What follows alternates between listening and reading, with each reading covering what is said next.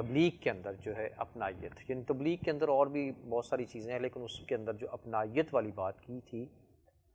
اس حوالے سے سیرت مبارکہ سے آپ نے ایک وہ یہودی بچے کے حوالے سے بتایا، تو میں گزارش کروں گا کہ ایک آدھے کو اور واقعات جو ہے ہمارے ناظرین کے لیے پیش کریں کہ جس میں اگرچہ کسی کا انداز کھردرا بھی ہوتا ہے، کفار مکہ تھے یا دیگر لوگ تھے یا مدینہ کے یہود ہیں یا کوئی اور لوگ،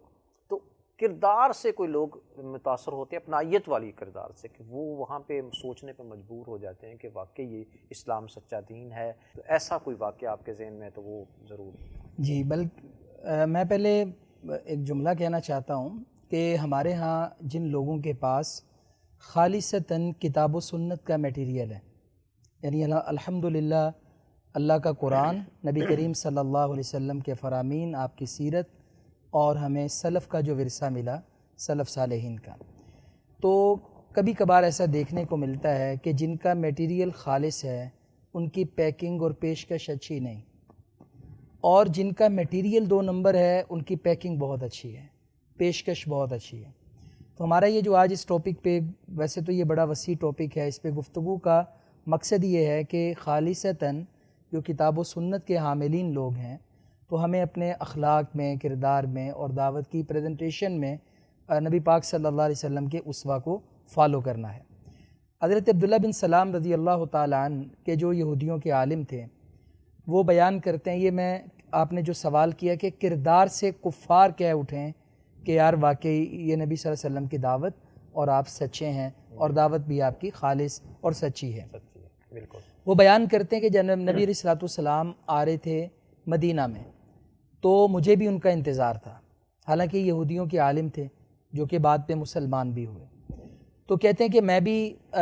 اس نبی کو دیکھنے کے لیے اور آپ کی بات سننے کے لیے میں بھی لوگوں کے ساتھ باہر انتظار کرنے کے لیے آتا۔ وہ جس دن نبی پاک صلی اللہ علیہ وسلم تشریف لائے، تو آپ جب تشریف لائے تو میں نے آپ کا پہلا خطبہ سننا چاہا، اور یہ صحیح مسلم کی روایت ہے۔ نبی پاک علیہ الصلوۃ والسلام نے جو لوگوں سے پہلے آتے ساتھ ہی خطاب کیا، وہ کہا یا ایھا الناس افشوا السلام واطعموا الطعام وصلوا باللیل والناس نیام وصلوا الارحام، سلام کو عام کریں، کھانے کھلائیں، رشتے جوڑیں، اور جب لوگ سو جائیں تو آپ رات کو قیام کریں۔ کہتے ہیں کہ جب میں نے نبی کریم صلی اللہ علیہ وسلم کی یہ بات سنی، حالت کفر میں ہے اور یہودی نہیں بلکہ یہودیوں کے عالم ہیں، تو میں نے فوراً دیکھتے ہی اور یہ بات سن کر کہا کہ یہ چہرہ کسی جھوٹے کا نہیں ہو سکتا، یہ واقعتاً نبی پاک صلی اللہ علیہ وسلم ہے، یہ اللہ کا نبی ہے۔ تو یہ کردار تھا، یعنی لوگ مائیگریٹ ہو کر مدینہ میں آ رہے ہیں، یثرب میں آ رہے ہیں، اور انہیں کھانے کی ضرورت ہے، انہیں پناہ کی ضرورت ہے، تو لوٹ مار نہیں، یہ نہیں بھی جس کے ہاتھ جو ہے وہ لے لو، نہیں، بلکہ کیا شاندار، بلکہ ہم اس کو کہیں گے سیاست کے اصول، یہ نبوی سیاست تھی جو وہاں پہ شروع ہو رہی تھی، ایک معاشرہ بنانا، ایک ریاست کی تشکیل دینا، اور اس کے اندر ہے کیا؟ ایثار، قربانی، احساس، ہمدردی،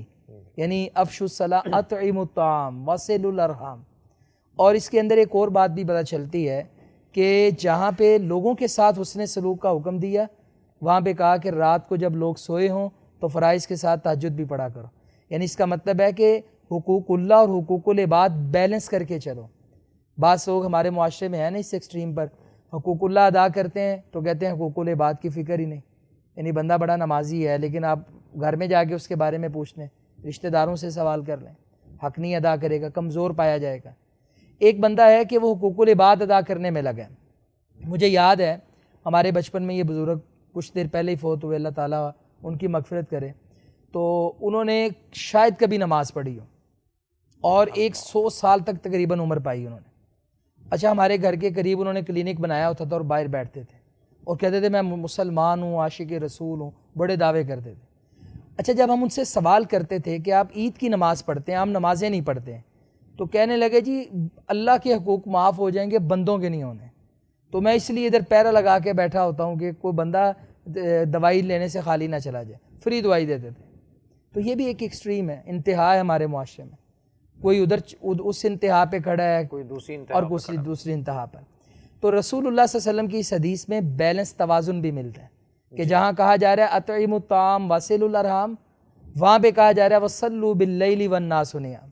اور پھر آخر میں کہا تھا دخول الجنت بسلام، جنت میں داخلے کے بڑے میرٹ ہوں گے، لیکن سلامتی سے داخل ہونا، امن پر امن۔ یہ بڑی جامع قسم کی حدیث آ گئی ہے کہ اگر کچھ سلامتی کے ساتھ آرام سکون، ہر بندے کی خواہش ہے کہ میں بڑے آرام کے ساتھ جنت میں جانا چاہتا ہوں، کوئی ہرڈل نہ آئے، رکاوٹ نہ آئے، پریشانی نہ ہو، رکاوٹ نہ ہو، تو یہ حدیث جو ہے یہ بتاتی کہ یہ 2-3 کام جو ہیں یہ کر لو تو پھر تم آسانی۔ بلکہ مجھے یہاں پہ نا ایک اور واقعہ اصلاح کے حوالے سے یاد آیا۔ ایک تو ہے کہ آپ تبلیغ کرتے ہوئے اپنائیت ہونی چاہیے، اچھا اخلاق ہونا چاہیے، جو ہم باتیں سن رہے ہیں۔ ایک ہے کہ جب آپ کسی کو غلطی کرتے دیکھیں تو اصلاح آپ نے کیسے کرنی ہے؟ ڈانٹ کر، یہاں پہ اگر بچہ غلطی سے آ جائے تو پیمپر ماں لگانا بھول جائے اور مسجد میں پیشاب کر دے تو آپ اندازہ کریں کہ کیا حالت ہوتی ہے۔ جی جی بالکل۔ بلکہ میرے والد صاحب کے ایک دوست تھے، وہ ویلڈنگ کا کام کرتے تھے، تو والد صاحب نے ان کو بڑا کہا یار ہم گھر سے نکلتے ہیں، تیری دکان ہے ادھر، تو نماز کے لیے نہیں جاتا؟ کہتا ہے 30 سال ہو گئے ہیں کہ میں نماز کے لیے مسجد پہ نہیں گیا۔ کہتا ہے میرا بچہ، نہیں میری شادی ہوئی، اللہ نے بچہ دیا، مجھے بڑی خوشی، چھوٹا سا تھا تو میں مسجد میں لے گیا، اس نے ہلکا سا شور کیا تو لوگوں نے میری اتنی بے عزتی کی کہ اس کے بعد آج تک میں نے طے کیا کہ اب دوبارہ مسجد پہ نہیں جانا۔ اللہ اکبر۔ اور ایک طرف رویہ کیا ہے، بچے نے پیشاب نہیں کیا، دیہاتی نے پیشاب کیا، یعنی جوان بندہ آیا اور وہ مسجد کے اندر دیوار کے ساتھ پیشاب کرنا شروع ہو گیا۔ صحابہ کرام دوڑتے ہیں جاتے ہیں کہ اس کو، لیکن نبی صلی اللہ علیہ وسلم نے اس کو پیشاب کے دوران روکنے سے، مارنے سے، کچھ کہنے سے روک دیا، اس کو کہیں بیماری نہ لگ جائے کہ پیشاب کے دوران اس کا پیشاب بند، پیشاب روکے گا تو میڈیکل ڈیفیکٹ کوئی آ سکتا ہے، فالٹ ہو سکتا ہے کوئی ایسا۔ تو لہذا جب وہ فری ہوا، نبی علیہ السلام نے صحابہ سے کہا کہ اس کے کیے پہ پانی بہا دو، اور اس کو سمجھایا کہ اللہ تعالیٰ کی مسجدیں اس کام کے لیے نہیں ہوتی۔ ظاہر اس سے پہلے علم نہیں تھا، اسے علم وہ نہیں تھا، جانتا نہیں تھا کہ مسجد کا تقدس کیا ہوتا ہے، اور اس سے پہلے کوئی مسجد اس طرح تھی بھی نہیں، اور اس نے اپنے نہیں،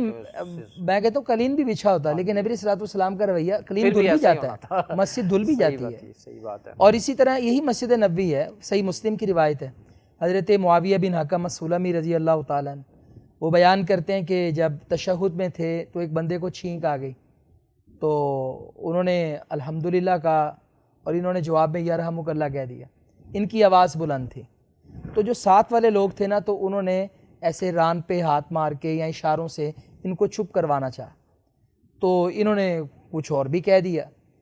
اب کہتے ہیں کہ جب نماز مکمل ہوئی تو نبی کریم صلی اللہ علیہ وسلم متوجہ ہوئے تو آپ نے کہا کہ نماز میں یہ کلام کرنے والا بندہ کون تھا؟ کہتے ہیں کہ میں بڑا پریشان ہوا کہ اب میری خیر نہیں۔ صحابہ کو یہ بھی فکر ہوتی تھی کہیں ہمارے بارے میں کوئی آیت نہ اتر آئے، کوئی نبی پاک علیہ السلام کی شان میں، کوئی مسجد کی، کوئی ہم سے ایسی کوئی توہین نہ ہو جائے۔ تو کہتے ہیں میں بڑا گھبرایا ہوں، تو نبی صلی اللہ علیہ وسلم نے جب دوسری تیسری بار پوچھا تو میں نے کہا اللہ کے رسول میں نے کلام کیا۔ اچھا، اب نبی علیہ السلام نے انہیں کیا کہا ہے یہ بتانے سے پہلے حضرت معاویہ الحکم السلمی وہ پہلے نبی صلی اللہ علیہ وسلم کا رویہ بیان کرتے ہیں، کہتے ہیں فواللہ، قسم ہے اللہ کی، میں نے آپ سے پہلے اور بعد میں ایسا معلم نہیں دیکھا، فواللہ ما ضربنی ولا کذبنی ولا شتمنی، اللہ کی قسم نبی پاک علیہ الصلوۃ والسلام نے نہ مجھے ڈانٹا، نہ مجھے برا بھلا کہا، اور نہ ہی آپ نے مجھ پہ غصہ کیا، بلکہ آپ نے مجھے سمجھایا کہ یہ جو نماز ہے اس کے اندر کلام نہیں کرتے۔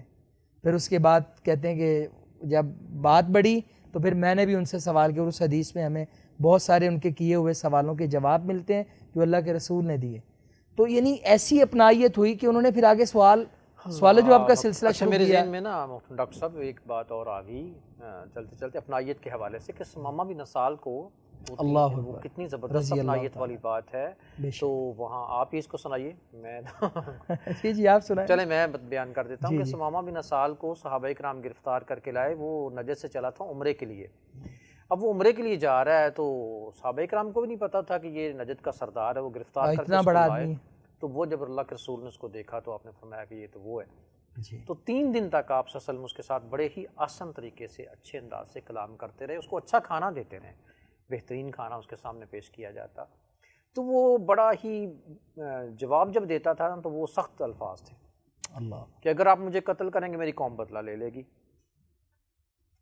یعنی اتنے سخت الفاظ کے ساتھ، چھوڑیں گے تو میں آپ کو پیسے دے دیتا ہوں جو آپ منہ سے، یعنی آپ اسلام کی بات کرتے تھے اس طرف نہیں آتا تھا۔ 3 دن بعد آپ صلی اللہ علیہ وسلم نے اس کو چھوڑ دیا۔ چھوڑنے کے بعد جب وہ کچھ فاصلہ طے کرتا ہے مدینہ سے باہر نکلتا ہے تو پھر خود ہی واپس آ جاتا ہے۔ اللہ، یعنی وہ 3 دن کا رویہ اور آپ صلی اللہ علیہ وسلم کی نرم مزاجی اور نرمی سے اس کے ساتھ گفتگو، وہ اس نے اس کو متاثر ایسا کیا کہ یہ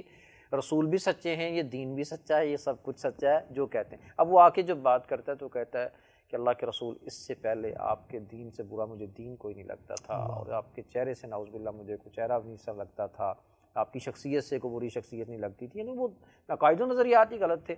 اور اس کے بعد آپ کے جو شہر سے برا بھی شہر نہیں لگتا تھا۔ اب میری حالت یہ ہے کہ آپ کے چہرے سے اچھا کوئی چہرہ نہیں ہے، آپ کے دین سے اچھا کوئی دین نہیں ہے، آپ کے شہر سے اچھا کوئی شہر نہیں۔ تو جب یہاں سے ایک بات جو یہ بھی سامنے آتی کہ جب آدمی حالت کفر میں ہو، غیر فطری نظریات کا حامل ہو، اس وقت اس کی سوچ الگ ہوتی ہے۔ جب وہ ایکسیپٹ کرتا ہے نا کسی بات کو، اور ساتھ ہی سوچ چینج ہوگی، ٹریٹ بھی سافٹ ویسے ویئر چینج ہو گیا ہے۔ اب دیکھیں تو ایک یہ ہے کہ رسول اللہ صلی اللہ علیہ وسلم نے کوئی سختی نہیں کی، وہ رویہ نرمی اس کے ساتھ، اور اس کے بعد اس کے ثمرات دیکھیے، وہ اس نے بعد میں جو کیا ہے وہ مکے والوں کا معاملہ ناطقہ بند کیا، تو وہ دیکھیں۔ اور اس کے ساتھ ایک اور بات ہے کہ موسیٰ علیہ السلام کو جب اللہ تبارک و تعالیٰ نے بھیجا ہے فرعون کی طرف، تو وہاں بھی قول اللینا کی بات کی ہے، فقولا لہ قولا لینا، کہ آپ نرم گفتگو کیجئے نرمی سے۔ اور اسی طرح وہ قرآن کریم کی جو آیت ہے ادعو الی سبیل ربک بالحکمہ والموعظۃ الحسنہ وجادلہم باللتی ہی احسن، اس کے بارے میں اب آپ روشنی ڈالیے۔ یہ جو آپ نے ثمامہ بن اسال رضی اللہ تعالیٰ عنہ والی بات کی ہے، دیکھیں وہاں پہ ایک اور بات بھی ہے کہ اس نے نبی صلی اللہ علیہ وسلم نے تو ایک اس کے تلخ سوالوں کے جواب کیسے دیے کہ وہ سوال کیسے کرتا اور آپ صرف مسکراتے ہیں۔ آپ کے تو ہزاروں جانثار مسجد پہ موجود ہیں، اشارہ کریں گردن اتر جائے۔ ایک تو یہ بات ہے۔ دوسرا سوال ہے کہ یہ کیا کیمسٹری تھی، کیا سائنس تھی کہ اسے مسجد میں باندھا، اسے کسی گھر میں بھی قید کر سکتے تھے۔ نبی پاک علیہ الصلوۃ والسلام نے دیکھا بندہ سردار ہے، اور یہ 3 دن 3 راتیں مسجد میں صحابہ کو دیکھے، تو اس سے صحابہ کرام کا بھی جو اخلاق آپس میں اور ان کے رویے، اس نے بھی انہیں متاثر کیا، ماشاءاللہ بہت ساری چیزیں، اور اس سے بھی وہ بندہ ڈائیورٹ ہوا، سوچنے پہ مجبور ہوا۔ ٹھیک ہے، تو یہ جو ادعو الی سبیل ربک بالحکمۃ والموعظۃ الحسنہ، اللہ تعالیٰ نے یہ دعوت کے اصول بیان کیے ہیں کہ اسلوب کیسا ہو اور اس کے پرنسپلز کیا ہیں۔ سب سے پہلی بات ہوتی ہے حکمت، کہ آپ حکمت کے ساتھ دعوت دیں، اور دوسرے نمبر پہ ہے کہ الموعظۃ الحسنہ۔ یہ دنیا میں بڑے موٹیویشنل سپیکرز ہیں، بڑا کام کرتے ہیں، لیکن اس بندے کی دعوت میں دیر پا موٹیویشن ہوگی کہ جس کے پاس دلیل کی قوت ہوگی، جس کے پاس الموعظۃ الحسنہ یعنی کتاب و سنت کی دلیل نہیں ہے نا، اس کی موٹیویشن کوئی موٹیویشن نہیں، چاہے وقتی طور پہ لوگ سن کے 4 آنسو بہا دیں، لیکن اس کا تادیر اثر نہیں ہوتا۔ ایک تو آپ کے پاس دلیل ہونی چاہیے، اور دوسرے نمبر پہ آپ کے پاس حکمت ہونی چاہیے، بات کرنی کیسے ہے، بات کہنی کیسے ہے، اور بات کس جگہ پہ کیا بات کہنی ہے۔ جیسے آپ نے ابھی آیت پڑھی کہ اللہ تعالیٰ نے موسیٰ علیہ السلام اور حضرت ہارون سے کہا کہ آپ فرعون کی طرف جائیے، اور انہیں یہ بات کہی کہ فقولا لہ قولا لینا، یعنی آپ اس سے نرم لہجے میں بات کریں، اندازہ کریں یہ کس کے بارے میں بات ہو رہی ہے، جو مدعی ہے انا ربکم الاعلیٰ کا، کہ میں سب سے بڑا رب ہوں، اس کو جا کر آپ نے اس کا گریبان نہیں پکڑ لینا، آپ نے اس سے نہیں کہنا اچھا تو رب ہے تمہارے ساتھ ہم نمٹ لیتے ہیں، کوئی ایسا رویہ، کوئی ایسی بات۔ فقولا لہ قولا لینا لعلہ یتذکر او یخشی، ہو سکتا ہے کہ ایسا بندہ اس پیک پہ جانے والا وہ بھی ڈر جائے اور نصیحت حاصل کرے۔ حالانکہ اللہ تعالیٰ کے یقینی علم میں یہ بات تھی کہ اس بندے نے غوطے کھا کے مرنا ہے، اس کے پاس ہدایت نہیں ہے، لیکن ہمیں کہا کہ تم موسیٰ علیہ السلام کو خطاب سے مراد یہ قرآن ہمارے لیے یہ بھی ہے کہ تم بڑے سے بڑے مجرم کو بھی دعوت دو نا، اس پہ حتمی فیصلہ نہ حکم نہ لگاؤ، بلکہ آپ لعلہ یتذکر او یخشی، ہو سکتا ہے یہ بندہ میری بات سن کے نصیحت حاصل کر اور اس میں اور اللہ سے ڈر جائے۔ بعض دفعہ ایسا بھی ہوتا ہے کہ جس بندے کو آپ دعوت دے رہے ہیں وہ نہیں ایکسیپٹ کر رہا، اس کے ارد گرد بیٹھے لوگ متاثر ہو جاتے ہیں، اس میں بھی ہو جاتا ہے۔ اچھا، اس میں ایک بات ہے کہ ہمیں نا دعوت میں جلدی نہیں کرنی چاہیے۔ 2 باتیں ہیں، ایک تو بات میرے ذہن سے نکل گئی دوبارہ آئی، دیکھیں ہمارے یہاں نا سیوریج کا، گیس کا اور الیکٹریسٹی کا مسئلہ ہونا، تو ہم فٹافٹ لوگوں کو اپنے گھر میں جمع کر لیتے ہیں، آپ بھی میں بھی ہم میں سے ہر بندہ اتنا چہرہ مورا رکھتا ہے کہ اس کے ڈرائنگ روم میں بیٹھک میں 10 بندے اکٹھے ہو جاتے ہیں اور مسئلہ حل ہو جاتا ہے. لیکن ہمارے ہاں دین کی دعوت جب تک مسجد سے باہر نہیں نہ جائے گی، نہ مسجد پہ نمازیوں کی تعداد بڑھے گی اور نہ ہی دعوت کا کما حق کو حق ادا ہوگا. مثلا جتنے نمازی ہماری ایک مسجد میں آتے ہیں، اگر ہر نمازی، یہ سب مختلف گلیوں سے آتے ہیں نا، اپنے اپنے گھر کو دعوت کا مرکز بنا لیں اور اپنے مقامی امام خطیب سے کہیں جناب پیر والے دن مجھے شیڈول دے دو، منگل کو اسے دے دو، بدھ کو 15 منٹ کے لیے لوگوں کو چائے کی پیالی پہ بلا لیں. ہمارے ایک گلی میں ایک بزرگ تھے اور ان کی عادت تھی کہ وہ صبح صبح فجر کے ٹائم میں سگریٹ لگا لیتے تھے. ہم نماز پڑھنے جاتے تو وہ اکثر سگریٹ پیتے تھے. ایک دن نا وہ فوت ہو گئے اور میں بھی 8 بجے کا صبح کا ٹائم، اس کے والد نے کہا، بیٹے نے کہا والد صاحب فوت ہو گئے. تو میں نے نا ذہن میں سوچا یار اس کا عقیدہ ایسا ہے، مسلک ویسا ہے، تو جنازہ کیوں پڑھنا. لیکن نا بعد میں اچانک میرے دل میں بات آئی کہ یار اس کا عقیدہ ایسا تھا، مسلک ویسا تھا، نماز نہیں پڑھتا تھا، لیکن کیا تم نے کبھی اس کو جا کے نماز کی دعوت دی؟ تو میرے پاس جواب نفی میں تھا. یعنی ہم اپنی گلی میں، محلے میں، دائیں بائیں، سامنے لوگوں کو ایک بنیادی چیز نماز ہے نا، اس سے منحرف دیکھتے ہیں. اور یہ تو ہماری مسجد میں بھی نہیں آتے، ہمارے قاری صاحب کی، خطیب صاحب کی نصیحت بھی نہیں سنتے.